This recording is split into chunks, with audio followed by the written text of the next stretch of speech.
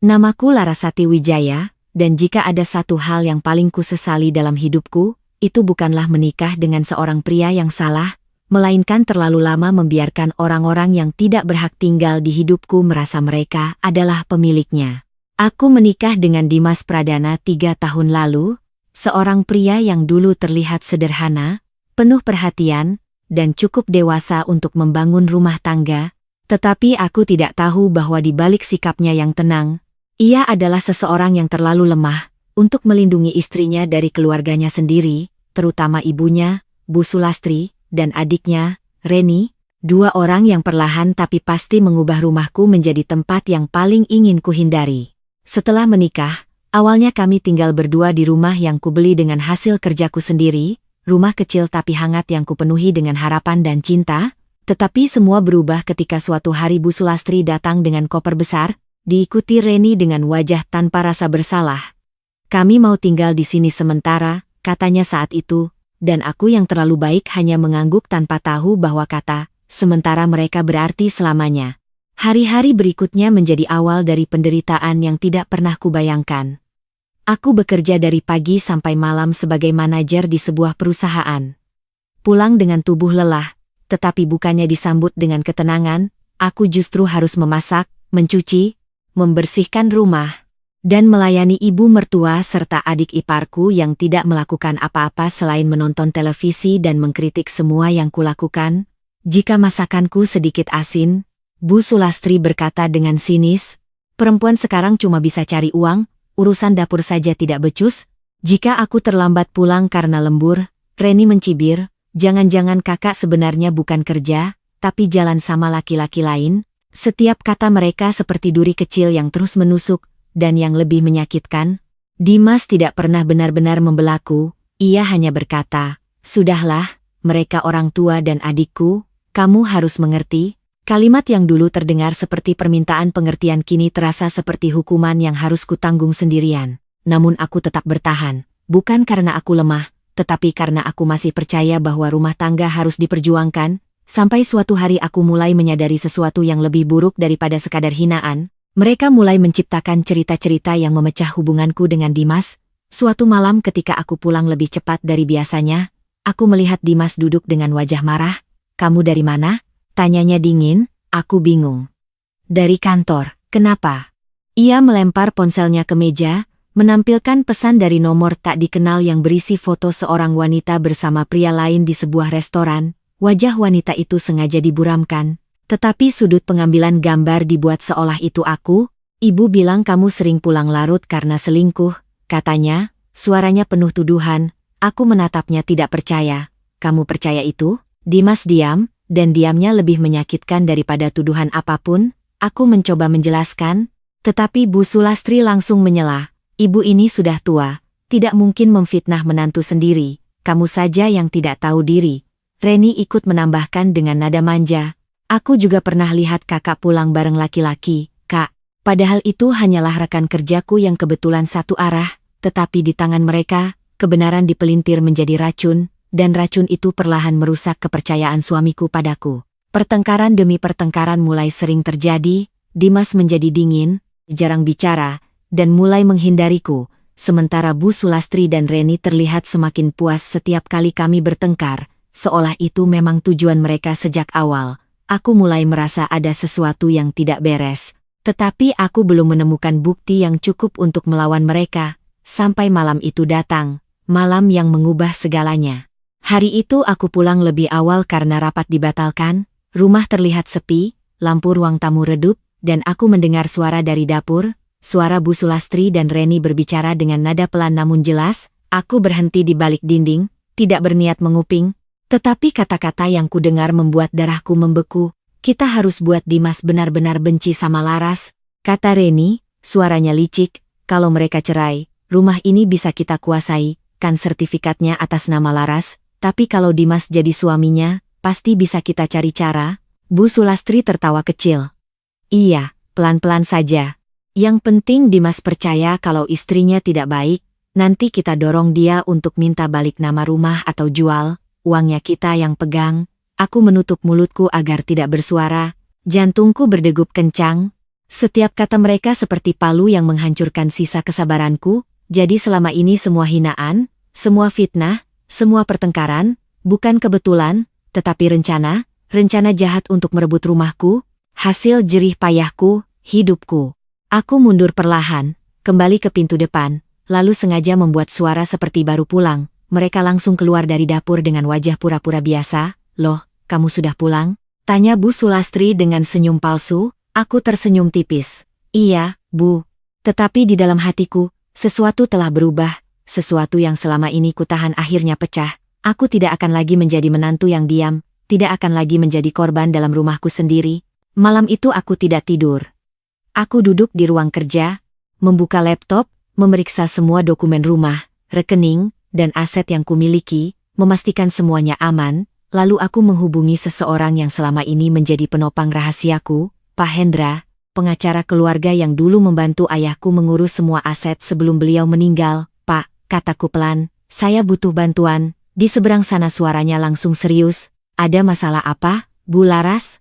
Aku menarik napas panjang, mengingat semua yang kudengar malam itu. Saya ingin memastikan bahwa tidak ada satupun orang yang bisa menyentuh rumah dan aset saya tanpa izin saya, dan saya juga ingin menyiapkan langkah hukum jika ada yang mencoba mengambilnya secara tidak sah. Pak Hendra menjawab tanpa ragu, semua bisa kita amankan, Bu, selama dokumen ada di tangan Anda. Aku menatap berkas-berkas di depanku, lalu berkata dengan suara yang lebih tegas dari sebelumnya. Besok pagi saya akan melakukan sesuatu, dan saya ingin semuanya sudah siap. Setelah telepon ditutup, aku bersandar di kursi, menatap langit malam melalui jendela. Untuk pertama kalinya setelah sekian lama, aku tidak merasa lelah, aku merasa dingin, tenang, dan sangat fokus, karena akhirnya aku tahu siapa musuhku, dan lebih penting lagi, aku tahu bagaimana cara menghentikan mereka.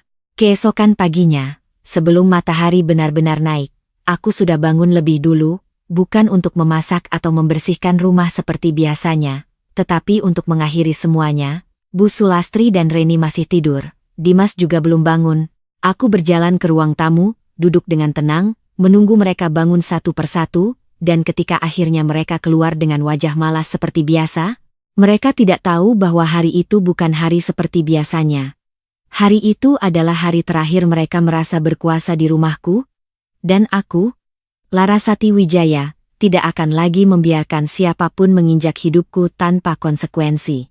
Pagi itu rumah terasa berbeda, bukan karena udara lebih dingin atau matahari lebih lambat masuk lewat jendela, melainkan karena untuk pertama kalinya setelah bertahun-tahun aku duduk di ruang tamu bukan sebagai menantu yang siap diperintah, bukan sebagai istri yang menunggu dimengerti, tetapi sebagai pemilik rumah yang akhirnya sadar bahwa diam terlalu lama hanya membuat orang serakah merasa berhak. Bu Sulastri keluar dari kamar dengan daster kusut dan wajah kesal. Laras, kenapa belum masak? Ibu lapar. Reni menyusul dari belakang sambil menguap. Aku mau nasi goreng, tapi jangan terlalu berminyak. Kemarin masakan kakak bikin enek. Biasanya aku akan berdiri, menelan lelah, lalu pergi ke dapur.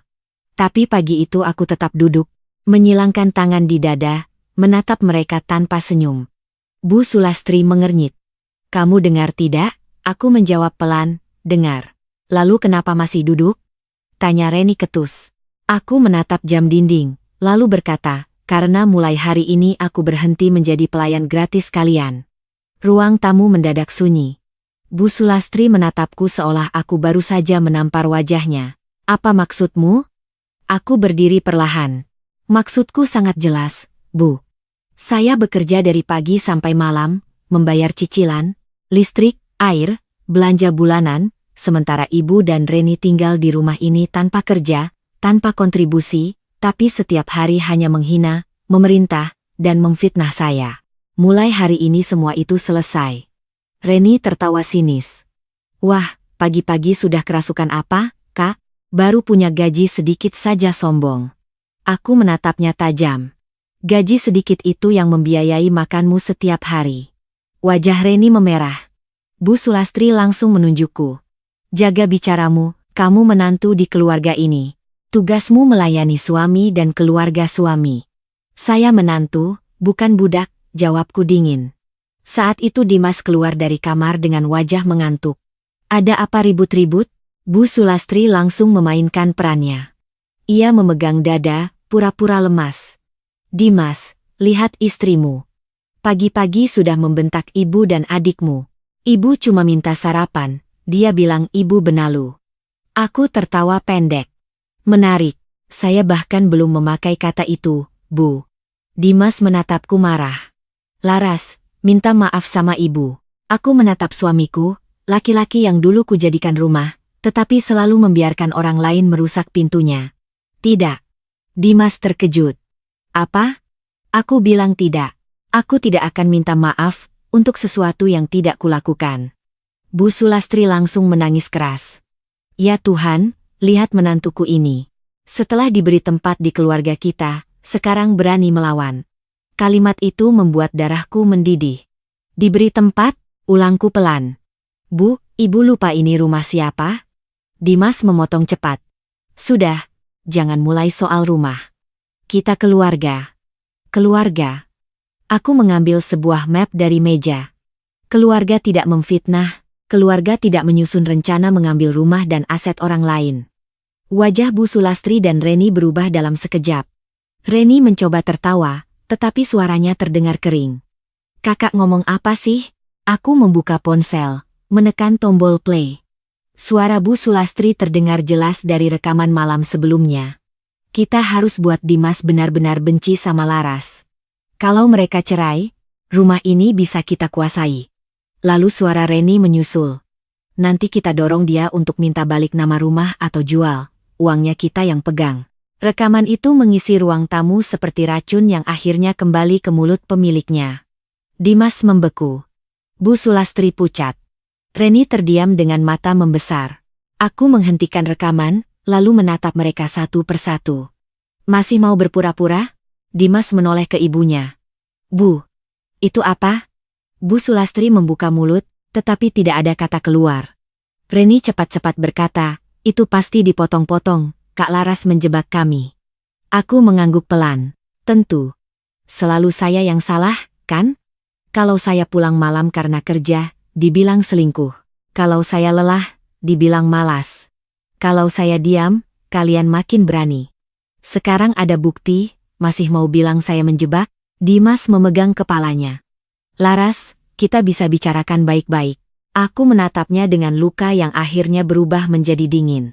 Selama ini aku selalu ingin bicara baik-baik, Mas. Tapi setiap kali aku bicara, kamu memilih percaya pada mereka. Hari ini aku tidak datang untuk berdiskusi. Aku datang untuk memberi keputusan. Bu Sulastri tiba-tiba berubah marah. Keputusan apa? Kamu pikir kamu siapa? Aku mengambil surat dari map dan meletakkannya di meja. Saya pemilik rumah ini. Dan berdasarkan surat resmi dari pengacara saya, Ibu Sulastri dan Reni harus mengosongkan rumah ini hari ini. Reni menjerit. Apa? Kakak mengusir kami? Benar. Bu Sulastri berdiri gemetar. Kamu tidak punya hak. Aku tersenyum tipis. Justru saya satu-satunya yang punya hak. Dimas mengambil surat itu, membacanya dengan wajah semakin pucat. Laras, ini serius? Sangat serius. Tapi mereka ibuku dan adikku. Dan aku istrimu. Tapi selama ini kamu tidak pernah ingat itu saat mereka menghinaku. Dimas menunduk, lalu berkata lebih pelan, mereka datang katanya sementara, lalu tinggal bertahun-tahun. Mereka makan dari hasil kerjaku, memakai fasilitas rumahku, lalu merencanakan mengambil semuanya. Hari ini selesai. Bu Sulastri mendekatiku, matanya menyala penuh kebencian. Dasar menantu kurang ajar. Kamu pikir setelah mengusir ibu, Dimas akan tetap memilihmu? Aku menatap Dimas. Aku juga ingin tahu. Dimas terdiam, terjepit antara ibunya dan istrinya, antara kebenaran dan kebiasaan lama membiarkan aku mengalah. Mas, kataku tenang, hari ini kamu pilih. Kamu bisa berdiri di samping istrimu yang selama ini kamu biarkan terluka, atau kamu bisa ikut keluar bersama orang-orang yang berusaha menghancurkan rumah tangga kita. Bu Sulastri langsung memeluk lengan Dimas. Dimas, jangan dengarkan dia. Ibu yang melahirkan kamu. Perempuan bisa dicari, ibu cuma satu. Reni ikut menangis. Kak, masa kakak tega sama kami? Kami keluarga kakak. Aku tertawa hambar. Keluarga hanya disebut saat kalian terpojok.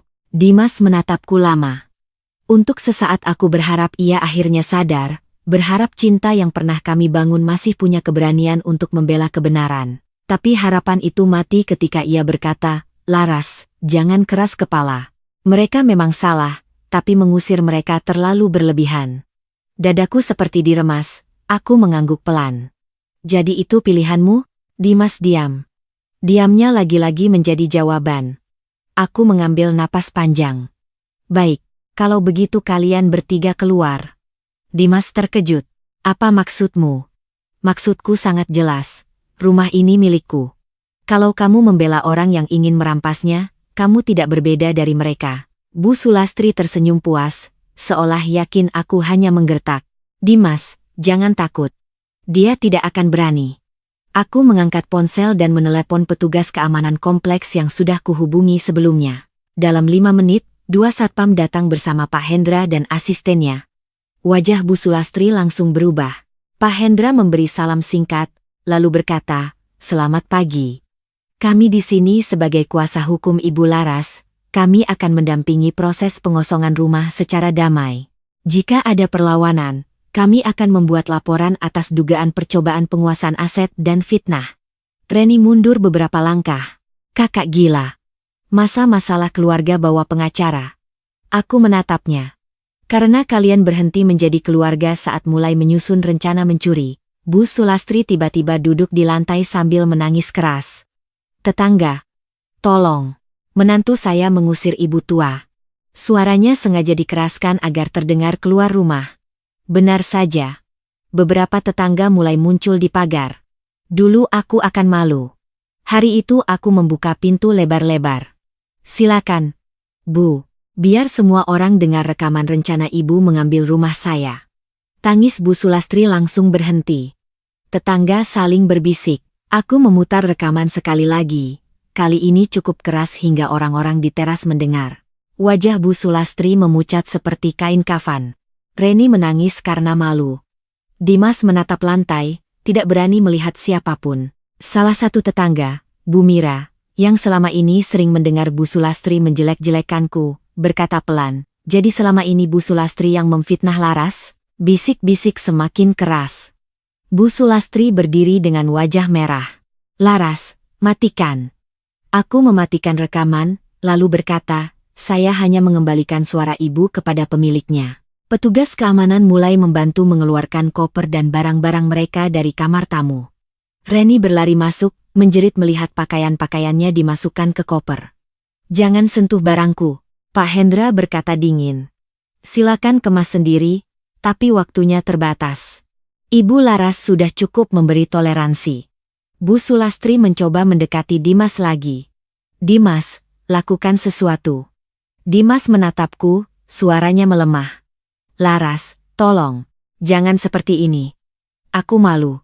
Aku menatapnya dengan mata berkaca-kaca, tetapi suaraku tetap stabil. "Aku juga malu, Mas. Malu karena pernah memohon kamu percaya padaku. Malu karena setiap hari aku pulang ke rumah sendiri seperti pembantu. Malu karena suamiku lebih takut melihat ibunya menangis palsu daripada melihat istrinya hancur sungguhan." Dimas terdiam. Reni tiba-tiba menunjukku. "Kamu pasti sudah punya laki-laki lain, makanya berani mengusir kami." Aku tertawa getir. "Fitnah lagi? Baik." Aku menoleh kepada Pak Hendra. "Masukkan juga dalam laporan." Reni langsung panik. "Laporan apa?" "Pencemaran nama baik, fitnah, dan upaya penguasaan aset." Bu Sulastri berteriak, "Kamu mau memenjarakan kami?" Aku menjawab pelan.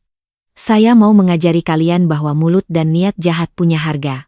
Setelah hampir 1 jam penuh teriakan, tangisan, dan drama, barang-barang mereka akhirnya terkumpul di teras. Bu Sulastri berdiri di depan pintu, wajahnya penuh dendam.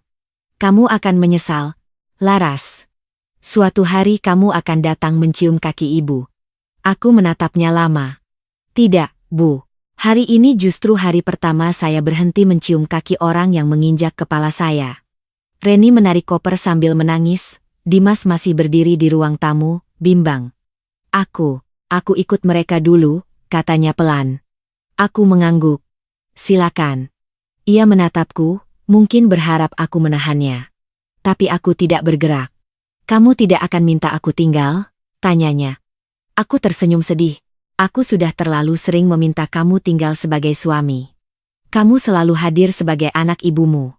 Kalimat itu membuat wajahnya runtuh. Ia keluar membawa tas kecil.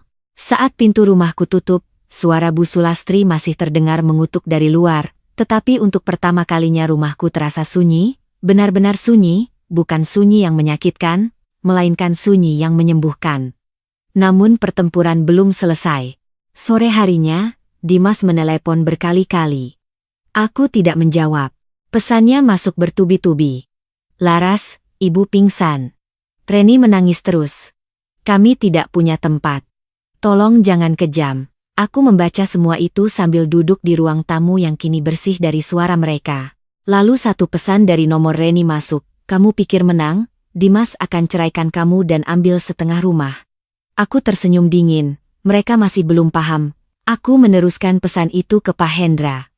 Tidak lama kemudian, Pak Hendra menelepon. Bu Laras, kami sudah memeriksa dokumen. Rumah dibeli sebelum pernikahan dan tidak termasuk harta bersama.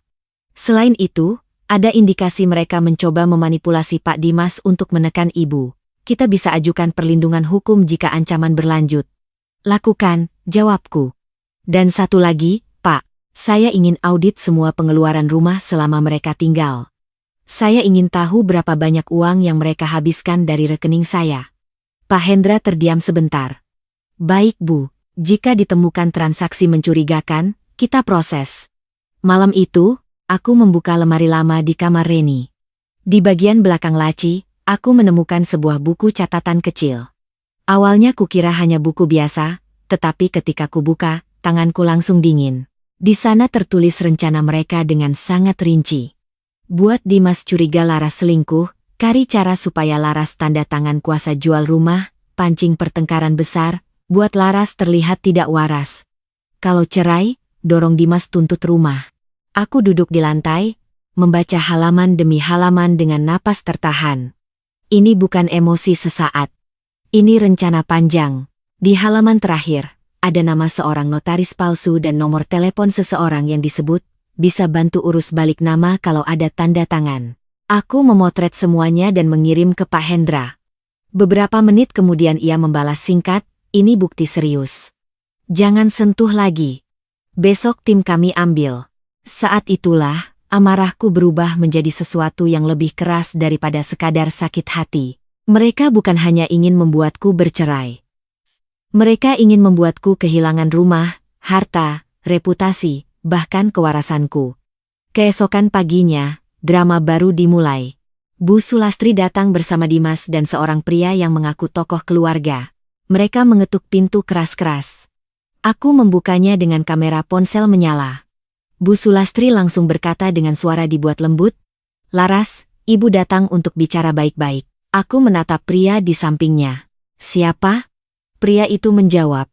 Saya Pak Rukman, Paman Dimas. Saya dengar ada masalah keluarga. Tidak baik seorang istri mengusir suami dan mertua. Kita selesaikan secara kekeluargaan. Aku tersenyum. Secara kekeluargaan atau supaya saya diam? Bu Sulastri tersentak. Pak Rukman terlihat tersinggung. Anak muda sekarang tidak punya sopan santun. Harta itu tidak dibawa mati. Rumah sebaiknya dibagi baik-baik. Aku hampir tertawa. Menarik. Saya yang membeli rumah, saya yang membayar semua biaya, saya yang difitnah. Tapi sekarang saya diminta membagi? Dimas mencoba bicara. Laras, Paman cuma mau membantu. Tidak, Mas. Paman datang karena kalian berharap tekanan keluarga bisa membuatku takut. Aku mengambil salinan buku catatan Reni dari meja dan menunjukkannya. Sebelum bicara pembagian rumah, jelaskan dulu ini. Bu Sulastri membeku. Dimas membaca sekilas, wajahnya berubah pucat. Bu, Reni menulis ini? Bu Sulastri cepat menjawab, itu cuma coretan. Anak muda suka menulis sembarangan. Aku menatap Dimas. Masih mau percaya? Dimas memegang kertas itu, tangannya gemetar. Pak Rukman terdiam, kehilangan keberanian. Aku berkata pelan, saya sudah menyerahkan bukti ke pengacara. Kalau setelah ini masih ada tekanan, ancaman, atau fitnah, saya tidak akan berhenti pada pengusiran. Saya akan bawa semuanya ke polisi. Bu Sulastri menangis lagi, tetapi kali ini tangisnya terdengar ketakutan. Laras, jangan. Ibu tua. Reni masih muda. Saya juga pernah muda, Bu. Tapi ibu tetap mengajari saya rasa sakit. Dimas menatapku dengan mata berkaca-kaca. Laras, aku tidak tahu mereka sejauh ini. Aku menjawab dingin. Karena kamu tidak pernah mau tahu. Setelah mereka pergi, Dimas tinggal sebentar di depan pagar, tidak ikut ibunya. Ia menatapku dari luar. Boleh aku masuk? Aku menggeleng. Tidak. Aku ingin bicara sebagai suamimu. Kamu kehilangan hak itu ketika memilih keluar bersama mereka. Ia menunduk. Aku salah. Ya. Apa masih ada kesempatan? Aku diam beberapa detik. Di depanku berdiri laki-laki yang pernah kucintai, tetapi cinta tanpa perlindungan hanya membuat seorang perempuan berdarah pelan-pelan. Aku belum tahu, jawabku akhirnya. Tapi kalau kamu benar-benar menyesal, mulai dengan berhenti membela kebohongan. Dimas mengangguk lemah. Namun di balik semua itu, Bu Sulastri dan Reni belum menyerah. 2 hari kemudian, sebuah kabar menyebar di lingkungan. Aku dituduh mengusir ibu mertua karena punya pria simpanan dan ingin menjual rumah untuk kabur. Kali ini aku tidak menangis. Aku mengundang ketua RT, beberapa tetangga, dan Pak Hendra ke rumah. Di depan mereka, aku memutar rekaman, menunjukkan buku catatan, bukti transfer pengeluaran rumah, serta pesan ancaman Reni. Semua orang terdiam. Ketua RT akhirnya berkata, Bu Laras, kalau memang begini, kami siap menjadi saksi bahwa ibu yang selama ini menjadi korban fitnah. Kabar berbalik seketika, Bu Sulastri yang mencoba mempermalukanku justru menjadi bahan pembicaraan. Reni kehilangan muka. Dan Dimas, yang mendengar semua dari tetangga, akhirnya datang malam itu dengan wajah hancur. Ia berdiri di depan gerbang di bawah hujan, basah kuyup. Laras, katanya serak, aku baru sadar. Aku kehilangan istri yang paling sabar karena terlalu percaya pada orang yang paling pintar menangis. Aku menatapnya dari balik pagar. Kesadaranmu terlambat, Mas. Ia menangis. Aku akan perbaiki semuanya. Perbaiki dirimu dulu, jawabku. Karena rumah ini mungkin bisa bersih setelah mereka pergi, tapi hatiku tidak otomatis sembuh setelah kamu minta maaf. Dimas menunduk, membiarkan hujan menyamarkan air matanya. Malam itu aku menutup tirai dan berdiri lama di tengah rumah yang akhirnya kembali menjadi milikku. Tapi jauh di dalam hatiku, aku tahu badai terakhir belum datang. Karena Pak Hendra baru saja mengirim pesan bahwa nomor notaris palsu di buku Reni terhubung dengan kasus penipuan aset lain, dan nama Bu Sulastri muncul dalam percakapan yang lebih gelap daripada yang kubayangkan. Artinya, rencana mereka bukan hanya ingin merebut rumahku. Mereka mungkin sudah pernah melakukan hal serupa pada orang lain. Dan besok pagi, ketika bukti itu terbuka, keluarga Dimas tidak hanya akan kehilangan tempat tinggal, mereka akan kehilangan wajah, nama baik, dan kebebasan yang selama ini mereka kira tidak akan pernah tersentuh hukum. Pagi itu datang dengan ketenangan yang aneh, seperti langit yang terlalu cerah sebelum badai benar-benar menghantam. Aku duduk di ruang tamu rumahku yang akhirnya kembali sunyi, memegang secangkir kopi yang sudah dingin sejak lama, karena pikiranku terus berputar pada satu hal: hari ini semuanya akan berakhir, bukan hanya pertengkaran kecil, bukan hanya fitnah murahan, tetapi seluruh permainan kotor yang selama ini dilakukan oleh Bu Sulastri dan Reni akan terbongkar di depan hukum, dan kali ini tidak ada lagi air mata pura-pura yang bisa menyelamatkan mereka. Tepat pukul 9. Pak Hendra datang bersama 2 orang dari tim hukum dan 1 petugas kepolisian. Wajah mereka serius, membawa map tebal yang berisi semua bukti yang selama beberapa hari terakhir kami kumpulkan, mulai dari rekaman suara, buku catatan rencana, nomor notaris palsu, hingga bukti komunikasi yang mengaitkan Bu Sulastri dengan jaringan penipuan aset lainnya. Aku berdiri menyambut mereka, hatiku berdebar bukan karena takut, tetapi karena akhirnya keadilan yang selama ini kutahan mulai bergerak. Bu Laras, semuanya sudah siap, kata Pak Hendra pelan. Kami sudah koordinasi dengan pihak berwenang, dan hari ini akan ada pemanggilan resmi. Aku mengangguk, menatap berkas di tangannya, lalu berkata, saya tidak ingin balas dendam, Pak. Saya hanya ingin mereka berhenti menyakiti orang lain seperti mereka menyakiti saya. Pak Hendra tersenyum tipis. Itu yang disebut keadilan, Bu. Tidak lama kemudian, kabar itu sampai ke telinga Bu Sulastri. Seperti yang sudah kuduga, ia datang ke rumah dengan wajah panik, diikuti Reni yang kali ini tidak lagi sombong, matanya sembab, langkahnya ragu, dan Dimas berjalan di belakang mereka dengan wajah kosong seperti orang yang baru kehilangan arah hidupnya. Begitu pintu kubuka, Bu Sulastri langsung jatuh berlutut di depanku. Sesuatu yang tidak pernah kubayangkan akan kulihat seumur hidupku. Laras, tolong. Ibu mohon. Jangan lanjutkan ini, suaranya gemetar, tangannya memegang kakiku seperti orang yang benar-benar putus asa. Aku menatapnya lama, mengingat semua hari ketika aku berdiri di tempat yang sama, memohon pengertian, memohon dihentikan hinaan, tetapi tidak pernah mendapat belas kasihan sedikit pun. Kenapa, Bu? Tanyaku pelan. Bukankah dulu Ibu bilang saya harus kuat? Harus tahan? Sekarang kenapa Ibu tidak kuat? Bu Sulastri menangis semakin keras. Ibu salah. Ibu benar-benar salah. Ibu tidak tahu akan sejauh ini. Aku menghela napas. Ibu tahu. Ibu hanya tidak peduli. Reni ikut berlutut, menangis histeris. Kak, aku minta maaf. Aku cuma ikut Ibu. Aku tidak serius mau ambil rumah Kakak. Aku menatapnya dingin. Di buku catatanmu tertulis sangat jelas, Reni. Itu bukan sekadar ikut. Itu rencana. Dimas akhirnya maju, berdiri di depan mereka, lalu menatapku dengan mata merah. Laras, cukup. Tolong, kalau kamu ingin menghukum, hukum aku saja. Jangan Ibu dan Reni. Kata-katanya membuat dadaku sedikit bergetar, bukan karena aku luluh, tetapi karena akhirnya ia mencoba mengambil tanggung jawab, meski terlambat. Aku menatapnya dalam-dalam. Mas, kamu tidak perlu dihukum olehku. Kamu sudah dihukum oleh pilihanmu sendiri. Ia menunduk, tidak mampu membalas. Saat itu, petugas polisi maju selangkah.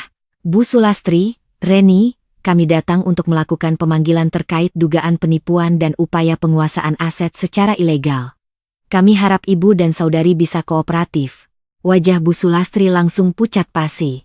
Ia menoleh ke arahku dengan mata penuh ketakutan. Laras, jangan begini. Ibu tidak sanggup masuk penjara. Aku diam beberapa detik. Semua orang menatapku, menunggu keputusanku, seolah hidup mereka sekarang ada di tanganku. Aku bisa saja melanjutkan semuanya, membiarkan hukum berjalan tanpa kompromi, membiarkan mereka merasakan kehancuran total seperti yang hampir mereka lakukan padaku. Tapi di saat itu, aku melihat bayangan diriku yang dulu, perempuan yang lelah, yang hanya ingin hidup tenang tanpa harus terus-menerus berperang dengan orang-orang yang seharusnya menjadi keluar. Aku menutup mata sejenak, lalu berkata pelan, saya tidak akan mencabut laporan. Bu Sulastri menangis semakin keras. Tapi, aku melanjutkan. Saya juga tidak akan memperpanjangnya lebih dari yang diperlukan. Semua terdiam. Aku menatap mereka satu persatu. Hukum tetap berjalan. Kalian tetap harus bertanggung jawab atas apa yang kalian lakukan. Tapi saya tidak akan menambahkan tuduhan lain selama kalian berhenti di sini, berhenti menyakiti orang lain, dan tidak pernah lagi mencoba mengganggu hidup saya. Pak Hendra menatapku, lalu mengangguk pelan, memahami keputusanku. Petugas polisi juga mencatat pernyataanku. Bu Sulastri menangis sambil mencium tanganku berkali-kali. Terima kasih, Laras. Terima kasih. Aku menarik tanganku perlahan. Jangan ucapkan itu pada saya, Bu. Ucapkan pada diri Ibu sendiri karena akhirnya memilih berhenti. Reni terus menangis, tidak berani mengangkat wajah. Dimas berdiri diam, lalu tiba-tiba berkata, Laras. Aku tahu aku tidak pantas meminta apapun. Tapi kalau suatu hari nanti kamu sudah benar-benar sembuh, bolehkah aku mencoba lagi? Aku menatapnya lama, lalu tersenyum tipis. Bukan senyum penuh cinta, bukan juga senyum benci, melainkan senyum seseorang yang sudah selesai dengan masa lalunya. Mas, aku tidak tahu masa depan, tapi yang aku tahu, aku tidak akan kembali ke versi diriku yang dulu. Ia mengangguk pelan, menerima jawaban itu tanpa protes. Hari itu, mereka pergi bersama petugas untuk menyelesaikan proses hukum, bukan lagi dengan teriakan, bukan lagi dengan kesombongan, tetapi dengan kepala tertunduk dan langkah berat. Dan ketika pintu rumahku kembali tertutup, aku berdiri sendirian di tengah ruang tamu, menghirup napas panjang, merasakan sesuatu yang sudah lama hilang ketenangan. Tidak ada lagi suara sindiran dari dapur, tidak ada lagi langkah kaki malas di pagi hari, tidak ada lagi bisikan licik di balik dinding. Hanya aku, rumahku, dan hidupku yang akhirnya kembali utuh. Beberapa bulan kemudian, hidupku benar-benar berubah. Aku fokus pada pekerjaanku, mengembangkan karier. Dan untuk pertama kalinya, aku pulang ke rumah bukan dengan rasa takut, tetapi dengan rasa damai. Tetangga yang dulu hanya diam kini sering menyapaku dengan hormat bukan karena aku kuat, tetapi karena mereka akhirnya tahu kebenaran. Suatu sore, aku bertemu Dimas di luar kompleks. Ia terlihat berbeda, lebih tenang, lebih dewasa, mungkin karena kehilangan telah mengajarinya lebih banyak daripada semua nasihat yang pernah kudengar. Aku bekerja sekarang, katanya pelan, dan ibu juga mulai berubah. Aku mengangguk. Bagus. Ia menatapku, lalu tersenyum kecil. Terima kasih, sudah tidak menghancurkan kami sepenuhnya. Aku menatap langit senja.